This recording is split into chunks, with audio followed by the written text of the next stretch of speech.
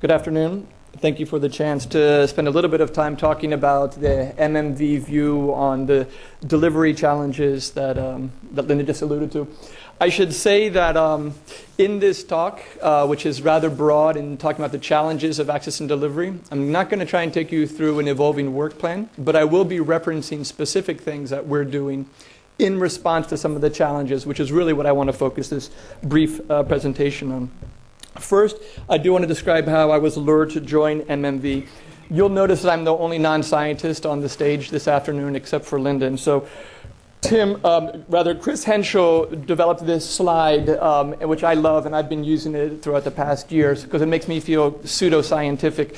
But it's my two favorite science fiction people talking about access as the final frontier. And so when Spock says to Captain Kirk, "What is our greatest challenge, Captain?" and Kirk says, "It's access. It's as difficult and expensive as R&D," then that gives me a little bit of motivation when I feel myself bogging down in the complexity of this, because if Kirk can say it and Chris Henschel can lure me to do it, then gosh darn it, we're going to take on the challenge. Please note the four things around which I will structure this brief presentation: the challenge of quality, affordability, availability, and acceptability. So one by one, I'm going to quickly comment on what we see as the challenges and how we're doing some addressing of those. First, let's talk about quality. What does this mean as a barrier? There's two sides of this coin I want you to think about. Quality as a barrier means that it's been difficult to bring new quality medications to market.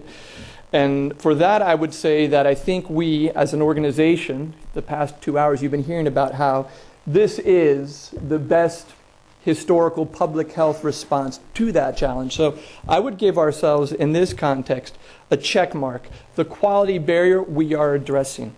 And yet I wish I could say that's the end of the story about the quality barrier, the quality challenge.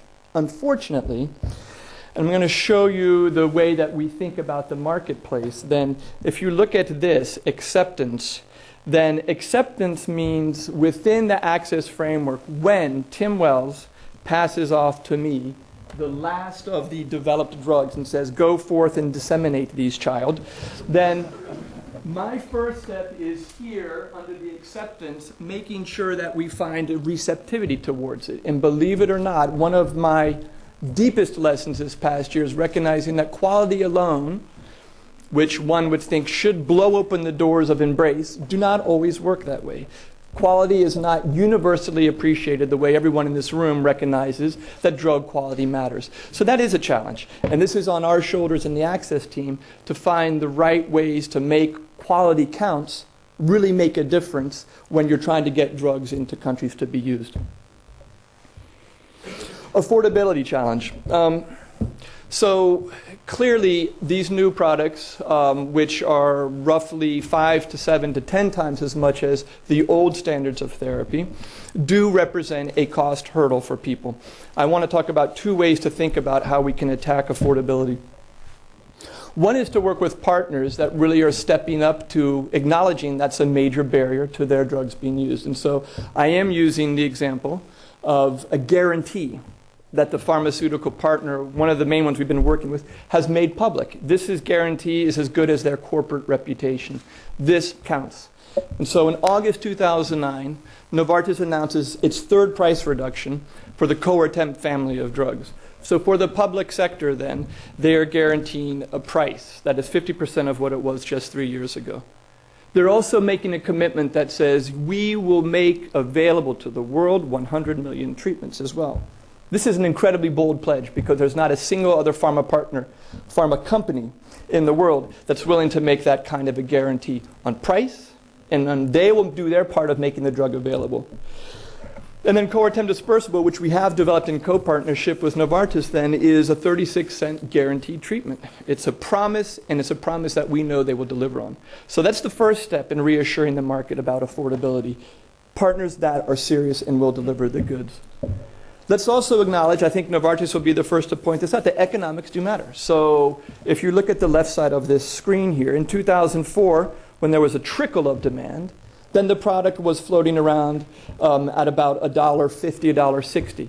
When you're now talking a product growth of almost 80 million treatments per year, then Novartis has the social commitment and the economic wherewithal now with that massive a machine to say, I can deliver this to the market. I don't make money, but we try not to lose money on this. We want to be a cost neutral or a cost break-even proposition. And it does help when you can bring a consolidated demand to the quality drugs to drive down price. So affordability is hand in hand with growth in this ACT market.